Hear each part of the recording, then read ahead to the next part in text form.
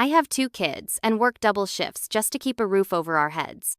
Yesterday, as I was leaving the grocery store, I saw an old man crying outside. He'd been kicked out for not being able to pay for a few basic items. I didn't think twice. Even though I don't have much either, I paid for everything. Today, while I was cooking, I got a phone call. The shopping cart's wheels squealed with each turn, a grinding metallic protest that matched the pain shooting through my lower back. 40 minutes until my next shift started. 40 minutes to somehow stretch $28 into a week of meals for 3 people. 40 minutes before I had to plaster on another fake smile and ask strangers if they wanted fries with that. I gripped the handle tighter, knuckles whitening as the fluorescent lights of Save Mart flickered overhead, casting everyone in the sickly, washed-out glow that made even the produce look tired. Or maybe that was just me, seeing my own exhaustion reflected back in everything around me. "Can we get the cereal with the little marshmallows, Mommy? Please?" Emma tugged at my jacket sleeve, her big brown eyes looking up at me hopefully. A gap-toothed smile that still believed in the possibility of small luxuries. 7 years old and already so good at asking for so little. The box she pointed to cost $4.89, nearly $5 for dyed sugar and empty calories. $5 that could be 2 pounds of rice and a couple cans of beans. $5 that could be part of the electric bill that was already 2 weeks overdue. "Not today, baby," I said, forcing a smile that didn't reach my eyes. "We need to stick to the list." Emma's small shoulders slumped, but she didn't whine or argue. At 7 years old, she'd already learned that asking twice rarely changed the answer. My heart squeezed painfully in my chest. Kids her age should be begging for toys and treats, not understanding the difference between want and need so intimately. I ran my fingers through her tangled hair, making a mental note to trim it this weekend. We couldn't afford the 15 kids cut at Super Clips anymore. Jaden trailed behind us, his thin shoulders hunched forward as he pushed the second cart. At 11, he tried so hard to be the man of the house, too hard. I caught him the other day trying to mend his own shoes with superglue when the soles started separating. He shouldn't have to think about things like that. "Mom, can I check the markdown section?" he asked, eyes already scanning for the red stickers that meant 50% off. "Sure, honey, just make sure any meat has today's date, not yesterday's." I watched him walk away, his 2 small jeans revealing bony ankles above worn-out sneakers. When had my little boy grown so tall? When was the last time I'd actually looked at him, really looked instead of just moving through the fog of survival? 16 months. That's how long it had been since Mark walked out. 16 months of double shifts and cutting corners. 16 months of bill collectors and shut-off notices. 16 months of, "Sorry, not this time," and "Maybe next month," and "I know, baby, I miss him too." I checked the items in our cart against the budget calculator on my phone. The screen cracked in 3 places but still functioning. $28.16. It was going to be tight, but we could make it work. Rice and beans again this week. I could stretch the ground turkey with extra onions and, maybe, "Ma'am, you can't do that here." The sharp voice of the store manager cut through my mental calculations. Near the entrance, a commotion was unfolding. A security guard and a manager in a blue vest were escorting an elderly man toward the exit. The man's weathered hands trembled as he tried to explain something, his voice rising with desperation.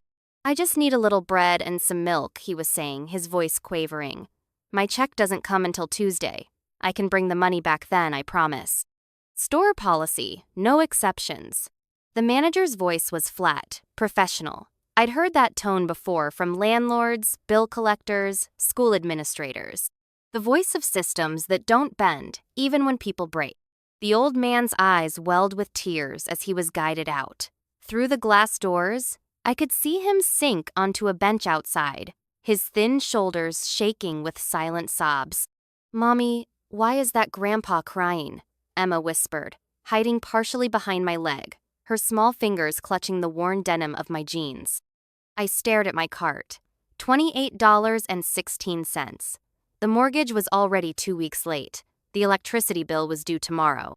Jaden's asthma medication cost $40 with the discount card, and his inhaler was nearly empty. "Wait here with your brother," I told Emma, already moving toward the door before I could talk myself out of it. Outside, the spring air carried a chill that cut through my thin jacket. The old man didn't look up as I approached, perhaps too embarrassed by his tears. He sat hunched on the bench, dignity in tatters, hands clasped between knees, that looked painfully bony even through his worn slack. "Sir?" I touched his shoulder gently. "What do you need from the store?" He looked up, startled, wiping quickly at his eyes with a handkerchief that had seen better days. His face was a roadmap of wrinkles, deep crevices around his mouth and eyes that spoke of both laughter and sorrow in equal measure. "Oh no, I couldn't," he began, his voice breaking. "Please," I said, surprising myself with the firmness in my voice. "What items do you need?" He hesitated, pride warring with necessity. I recognized that battle. I fought it daily. Finally, necessity won. "Just some bread," he said softly. "And milk. Maybe eggs, if it's not too much trouble. My social security check is delayed until Tuesday." I nodded. "Anything else?" His eyes darted away. "Well, a small package of ground beef would be nice, and perhaps a few apples." His list was modest. Milk, bread, eggs, a small package of ground beef, some apples, basic human necessities. "I'll be right back," I promised. I went back inside, gathering his items first. As I walked the aisles, I calculated quickly. The milk was $2.79. The cheapest bread was $1.29. A dozen eggs were on sale for $1.89. The smallest package of ground beef was $4.5. A bag of apples was $3.99. That was $14.46 just for his items, which left me $13.7 for my own family's entire week of groceries. I swallowed hard and continued shopping, putting back the box of pasta I'd planned to get and the canned tomatoes. We had rice at home. We'd make do with that and whatever I could afford now. At the checkout, I loaded our meager groceries onto the conveyor belt. The total came to $41.73. I swiped my card and held my breath, praying it wouldn't decline. It went through. I thanked whatever higher power might be listening. Outside, I handed the man his groceries. His hands were rough and spotted with age, trembling slightly as he took the bag. "I can't repay you," he said, fresh tears spilling down his weathered cheeks. "It's okay," I replied. "We all need help sometimes." He looked at me for a long moment, his faded blue eyes searching mine. "What's your name, young lady?" "Sarah," I told him. "Sarah Jenkins." "Thank you, Sarah Jenkins. My name is Walter Prescott." He paused, swallowing hard. "I wasn't always like this, you know. I taught mathematics for 43 years at Westridge Community College, but medical bills?" He trailed off, looking away. I squeezed his shoulder gently. "Take care, Mr. Prescott." A bus pulled up to the stop across the street, and he gathered his groceries. "That's my ride. God bless you, Sarah Jenkins." I watched him board the bus, his stooped figure moving slowly up the steps, before I returned to my children. Jaden had found Emma and was showing her something in a comic book he'd brought along, distracting her as only a big brother could. When he looked up and saw me, something in his eyes told me he had witnessed the entire interaction. "Ready to go?" I asked, trying to sound normal. Jaden nodded, studying my face. "Yeah." I started pushing our cart toward the exit, mentally calculating how I would make our reduced groceries last through the week. "Mom?" Jaden said as we walked to our car, a 1998 Toyota Corolla with 210, 0 miles on the odometer and a check engine light that had been on since Christmas. "Yes, honey?" He paused, choosing his words carefully. "That was really nice, what you did." I loaded the groceries into the trunk, trying to ignore the gnawing worry in my stomach. It was the right thing to do. But that was our grocery money, wasn't it? His eyes, so much like his father's, saw too much. At 11, he shouldn't have to understand the precarious balance of our finances. But he did. I started the engine, which protested with a worrying rattle before catching. "We'll figure it out, honey. We always do." The drive home was quiet. Emma fell asleep in the back seat, thumb in mouth, a habit she'd outgrown at 5, but had returned to after her father left. Jaden stared out the window. watching the neighborhoods change as we drove from the better part of town toward our apartment complex. Our apartment was on the third floor of a building that had seen better days. The elevator had been temporarily out of service for the 8 months we'd lived there. I carried a sleeping Emma while Jaden helped with the groceries, both of us breathing hard by the time we reached our door. The apartment was small 2 bedrooms for the 3 of us. The kids shared the larger room, while I took the smaller one that barely fit a twin bed and a dresser. The living room doubled as a dining room, with a folding table pushed against the wall that we pulled out for meals. The kitchen was little more than an alcove with a stove, a refrigerator that hummed ominously, and a sink that dripped no matter how many times I replaced the washer. But it was clean. I made sure of that. No matter how tired I was, no matter how many hours I worked, I kept our home clean and as comfortable as I could make it. Homework before TV. I reminded Jaden as I laid Emma on the couch. He nodded, already pulling out his math textbook. That was one blessing. Jaden loved school, especially math and science. His teachers said he had a gift. If only I could afford the summer STEM camp they kept recommending. I moved to the kitchen to unpack our groceries, stretching each item in my mind. The small packet of ground beef would have to make 2 meals now, not 1. The 5 potatoes would need to last all week. The half-gallon of milk would be rationed carefully, saved primarily for the children's cereal. As I worked, mentally revising our meal plan for the week, my phone rang. I glanced at the screen. Unknown number. Probably another bill collector. I silenced it and continued unpacking. When the groceries were put away, I checked my watch. 5:15. My shift at the convenience store started at 6. I'd have to leave in 20 minutes to make it on time. Jaden, I called. I need to get ready for work. Can you heat up the leftover stew for dinner? There's enough for you and Emma. Sure, Mom. He looked up from his textbook. Will you be home before bedtime? The hope in his voice made my heart ache. Not tonight, honey. I'm working till midnight. Mrs. Patel will look in on you around 8, okay? Make sure you lock the door after me, and don't open it for anyone else. He nodded, already returning to his homework. I changed quickly into my blue store uniform, pulling my hair back into a ponytail. A glance in the mirror showed dark circles under my eyes that no amount of concealer could fully hide anymore. I kissed both children goodbye, reminded Jaden again about locking the door, and headed out for my second job of the day. The convenience store where I worked evenings was a fluorescent-lit box on the corner of Henderson and 4th Street. The owner, Mr. Farad, was fair but frugal. The pay was minimum wage with no benefits, but he was flexible with my schedule, working around my daytime job at the diner. "Sarah, you are 2 minutes early," Mr. Farid greeted me as I entered through the back door. "Always punctual, this one," he said to no one in particular. I managed to smile and clocked in. 6 hours of standing at the register, stocking shelves, and cleaning the store stretched ahead of me. 6 hours of smiling at strangers when all I wanted was to collapse into bed. The shift dragged by in a blur of transactions, spills to clean, and inventory to restock. By 11:30, my feet were screaming, and each beep of the scanner sent a jolt of pain through my already pounding head. "You look tired, Sarah," Mr. Farid said as he counted the register. "More tired than usual." "I'm fine," I lied. He gave me a skeptical look but didn't press. When the last customer had left and the doors were locked, he handed me my pay for the week cash in an envelope. "I added a little extra," he said when I frowned at the weight of it, "for working the holiday last week." I started to protest, but he held up a hand. "It's not charity. You earned it. Now go home to your children." The envelope contained $30 more than I expected, enough to cover what I'd spent on Mr. Prescott's groceries, with a little left over. I blinked back tears as I walked to my car. The apartment was dark when I got home, except for the small lamp we kept on in the living room.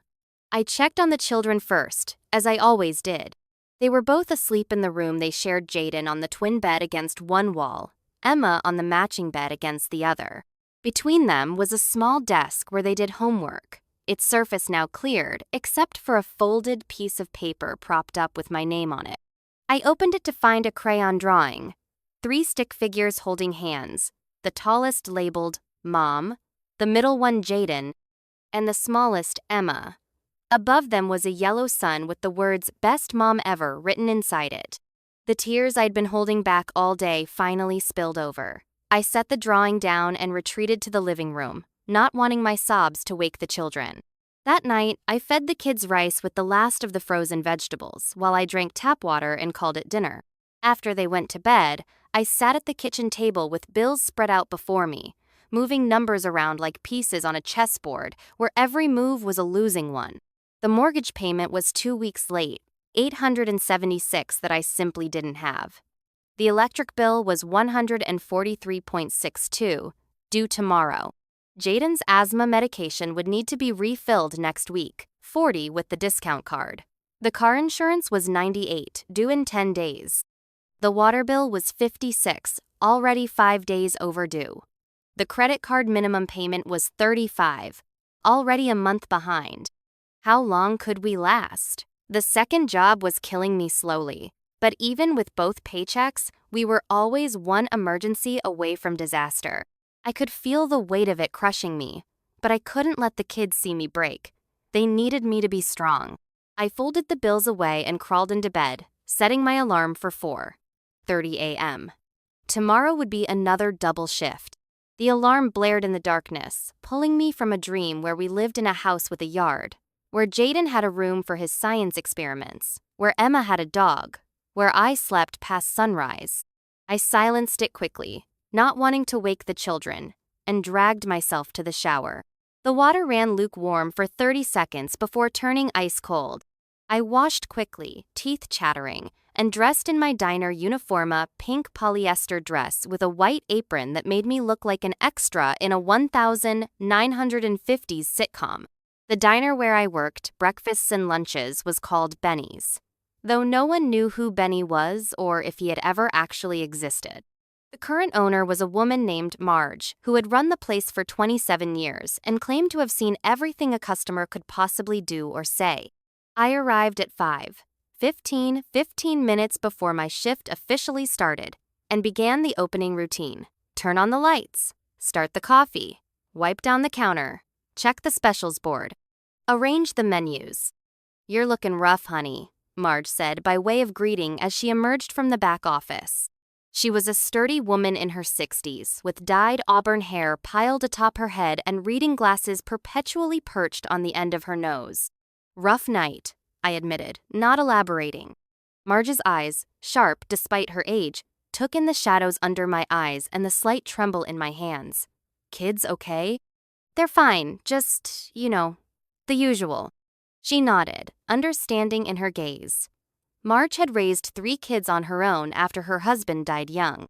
She knew about the usual, the constant juggling, the perpetual exhaustion, the gnawing fear of not being enough. "Take table 6 today," she said, her voice gruff but kind. "Mrs. Abernathy always tips well on Wednesdays. It's her Social Security day." "Thanks, Marge." The breakfast rush began at 6:30. Construction workers, early shift nurses from the hospital 2 blocks over, retirees who rose with the sun out of habit rather than necessity. I moved between tables, balancing plates of eggs and pancakes, refilling coffee cups, smiling and making small talk, despite the ache in my lower back and the throbbing in my temples. "How's that boy of yours doing with his science project?" asked Mr. Grayson, a regular who always ordered 2 eggs over easy with dry toast. "He won first place," I told him, the memory bringing a genuine smile to my face. "They're sending him to the regional competition next month." "That's wonderful," Mr. Grayson beamed. "Smart as a whip, that one, takes after his mama." The compliment warmed me as I moved to my next table. This was why I stayed at Benny's despite the low pay. The regulars had become something like family over the years, asking about the kids, remembering birthdays, occasionally slipping a few extra dollars into the tip jar for the little ones. The morning passed in a blur of orders and plates and smiles. By the time my lunch shift ended at 2:00, I had made $68 in tips. Not great, but not terrible either. I tucked the money into my wallet, careful to keep it separate from the grocery money. This would go toward Jaden's medication. "Sarah," Marge called as I was clocking out. "Got a minute?" I followed her into the small office off the kitchen. where the ancient desk was piled high with invoices and scheduling sheets. "Sit," she ordered, gesturing to the folding chair across from her. I sat, anxiety immediately fluttering in my chest. Was she cutting my hours? Had I done something wrong? I couldn't afford to lose this job. "You've been with me, 6 years now?" Marge asked, shuffling through a stack of papers. 7 in August, I corrected. She nodded, finding whatever she was looking for and placing it on top of the pile. 7 years, never late, always picking up extra shifts. Customers love you. Is something wrong? I couldn't keep the worry from my voice. Marge looked at me over the top of her reading glasses. "What's wrong is you're running yourself into the ground, Sarah. I know about the convenience store job. I know about Jaden's asthma. I know things have been tight since Mark left." I swallowed hard, embarrassment heating my cheeks. I didn't want to be an object of pity, even to someone like Marge who had walked a similar path. "I'm fine," I insisted. "We're managing." She didn't sound convinced. "Well, I've been meaning to talk to you about something. Delia's leaving end of next month, moving to Arizona to live with her daughter." Delia was the assistant manager, responsible for ordering supplies and managing the schedule, among other duties. "I'll miss her," I said sincerely. Delia had been kind to me, often adjusting the schedule at the last minute when Jaden had an asthma attack or Emma got sick at school. "I need someone to take her place," Marge continued. "Someone who knows the business inside and out. Someone reliable." It took me a moment to realize what she was saying. "Me? But I don't have any management experience." "You've got 7 years of watching me run this place. That's experience enough." Marge pushed a sheet of paper across the desk. "It's full-time. Benefits after 90 days, including health insurance. Pays better than what you're making now, even with both jobs combined." I stared at the paper, unable to process what I was seeing. The hourly rate was nearly double what I currently made at the diner. I don't know what to say." "Say yes," Marge replied, a rare smile softening her features. "Delia can train you during her last month. You'd officially start June 1st. Health insurance. Regular hours. 1 job instead of 2.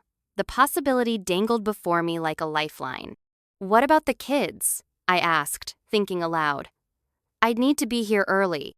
"We'll work something out," Marge said firmly. "Maybe that boy of yours is old enough for a paper route or something before school. Add a little to the family coffers." The idea of Jaden taking on work at 11 years old didn't sit right with me, but before I could object, Marge continued. "Or we adjust your hours a bit. Point is, we'll figure it out, but you need to take care of yourself, Sarah. Those kids need you healthy." I looked down at the job offer again, hope unfurling cautiously in my chest.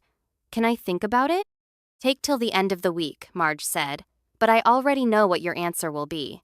You're smart, just like Mr. Grayson says." I left the diner in a daze, the job offer folded carefully in my purse. The possibility of a better life, or at least a less desperate one, had appeared so suddenly that I didn't quite know how to feel about it. The apartment was empty when I got home. The kids were still at school, and I had a rare 2 hours to myself before I needed to pick them up. 2 hours that I usually spent napping or doing laundry or paying bills. Today, I sat on the edge of the sofa and allowed myself to imagine a different future. One where I worked a single job, with decent pay and benefits. One where I could be home with my children in the evenings. One where we might be able to move to a better apartment. Maybe even save for a security deposit on a small house someday. The fantasy was seductive, but I forced myself to be practical. The assistant manager position would mean more responsibility, longer hours, some days. What would I do when the kids were sick or had school events? Who would watch them during summer break, now just 2 months away?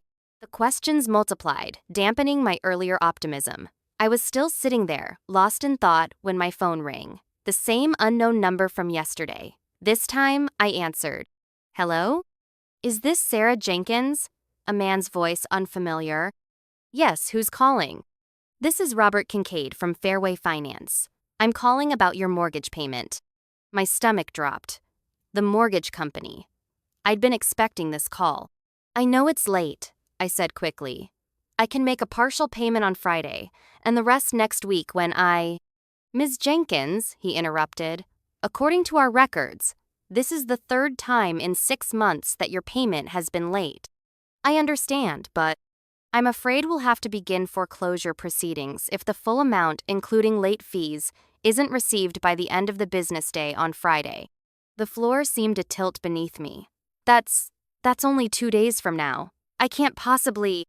I'm sorry, Miss Jenkins, but I need to be clear about the timeline. The full amount is $952.44, which includes the original payment of $876 plus late fees. If we don't receive payment by 5:00 p.m. on Friday, we'll have no choice but to move forward with foreclosure. Please, I whispered, desperation clawing at my throat. My children. I understand this is difficult, Mr. Kincaid said, his voice softening slightly, but I've already extended the deadline twice. My hands are tied now. After he hung up, I sat in stunned silence. $952. In 2 days. It might as well have been $1 million. I looked around our small apartment. It wasn't much, but it was home. The thought of losing it, of having nowhere to go, of explaining to Emma and Jaden why we had to leave, sent a wave of panic through me. $952. I had maybe $100 in Savings Me emergency fund that never seemed to grow because there was always an emergency. My next paycheck wouldn't arrive until next week, and it was already earmarked for bills. I could ask Marge for an advance on the assistant manager position, but that felt wrong, presumptuous, and desperate. I could try to pick up extra shifts at the convenience store, but even if Mr. Farrett agreed, it wouldn't be nearly enough. The walls seemed to close in around me as I considered and discarded option after option. Payday loans with their predatory interest rates, credit cards that were already maxed out, friends who were in similar financial straits. In the midst of my panic, my phone pinged with a text from Jaden. Can we walk home today? Beautiful outside, Emma says please. The normalcy of the request, the reminder that life continued despite my crisis, steadied me somewhat. I texted back a quick yes, but straight home, and tried to clear my head. There had to be a solution. There was always a solution, even if it wasn't obvious yet. I reached for my laptop, a refurbished model I'd bought 3 years ago that now took 10 minutes to boot up. While I waited, I made a list of anything I could possibly sell. My grandmother's pearl necklace, long saved for Emma's 16th birthday. The watch Mark had given me on our 5th anniversary. The small collection of vintage vinyl records I'd inherited from my father. None of it would come close to $900. But it might buy me enough time to convince the mortgage company to work with me. By the time the kids arrived home, I had managed to compose myself. I helped Emma with her homework, listened to Jaden explain his latest science experiment, and prepared a simple dinner of rice and the last of our frozen vegetables, with a small portion of the ground beef I'd bought yesterday mixed in for protein. Mom, are you okay? Jaden asked as we cleared the dishes. You seem worried. I forced a smile. Just tired, honey. How about you start on those dishes while I help Emma with her bath? Later, after both children were in bed, I returned to the kitchen table and my impossible calculations. $952 by Friday at 5:00 p.m. I opened my laptop again and navigated to Craigslist, creating listings for everything of value I owned. The pearl necklace, the watch, the vinyl records, the wedding ring I'd stopped wearing months ago but couldn't bring myself to sell until now. Next, I checked my balance at the payday loan place I'd used once before, when Jaden had pneumonia and the hospital wanted a deposit before admitting him. I could borrow $300, though the interest would be crippling. I was standing over the stove the next evening, stirring a pot of pasta third night in a row when my phone rang. An unknown number. Probably another debt collector. I almost didn't answer, but some instinct made me reach for it. Hello? Is this Sarah Jenkins? The voice was professional, female, with a slight accent I couldn't place. Yes, this is she. I shifted the phone to my shoulder, stirring the pasta with one hand while reaching for the colander with the other. My name is Diana Mercer. I'm calling from the law offices of Whitaker, Prescott, and Moore. My stomach dropped. Was this about the mortgage? Had they finally decided to foreclose? I'm calling regarding a client of ours, Walter Prescott. The spoon clattered against the pot. Mr. Prescott? Is he okay? Mr. Prescott passed away early this morning. I'm very sorry. The pasta water boiled over, sizzling against the burner. I couldn't move. The old man from the grocery store dead? I'd only met him yesterday. I only met him once, I stammered. I don't understand why. Mr. Prescott came to our office first thing this morning and made some urgent changes to his will, the woman continued. He specifically named you as a beneficiary. The room seemed to tilt around me. There must be some mistake. There's no mistake, Miss Jenkins. Mr. Prescott was very clear. He described you perfectly and recounted your act of kindness at the grocery store. He said you helped him when no one else would. I sank into a kitchen chair, my legs suddenly unable to support me. I just bought him some groceries. It meant more to him than you know, Diana said, her voice softening. Mr. Prescott had been very alone since his wife died 3 years ago. Their only son lives overseas and rarely visited. Your kindness. It affected him deeply. What happened to him?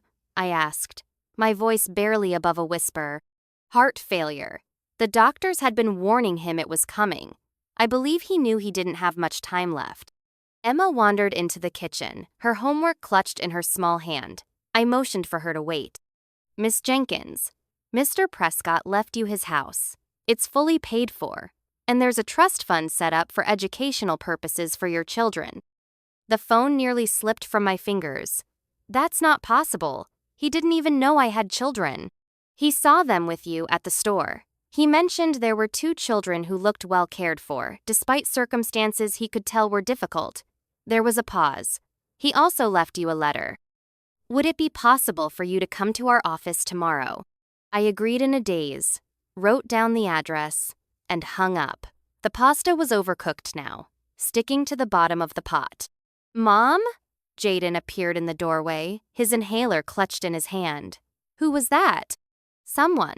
Someone who thinks we've inherited a house, I said, still unable to process it. A whole house? Emma's eyes widened. Like, for real? I don't know, baby. We'll find out tomorrow. The next morning, I called in sick to both jobs for the first time in 3 years and took the bus to the law office downtown. The building was intimidating, all glass and steel making, me acutely aware of my worn shoes and 3-year-old coat. Diana Mercer met me in the lobby. She was younger than I expected, maybe mid-30s, with kind eyes that crinkled at the corners when she smiled. Thank you for coming, Ms. Jenkins. In her office, she laid out the details. Walter Prescott had indeed been a mathematics professor, retiring 15 years ago with a decent pension. But his wife's extended illness had drained their savings, and her death had left him not just emotionally devastated, but financially strained. The reverse mortgage he'd taken out to pay for her care had been his final resource. When that ran out, he'd been left with nothing but his pride.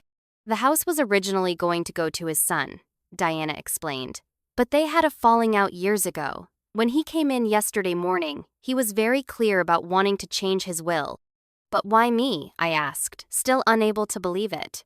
I just bought him some groceries. Diana slid a sealed envelope across the desk. I think he explains it better than I could. With trembling fingers, I opened the letter. Dear Sarah, by the time you read this, I will be gone. I've known for some time that my heart was failing, just as I've known that my life had lost its purpose. When you found me outside that grocery store, I was at my lowest point. Not just because I couldn't afford food, but because I had lost faith in humanity and in myself. You didn't just feed me yesterday. You reminded me that goodness still exists in this world. You gave without expectation of return.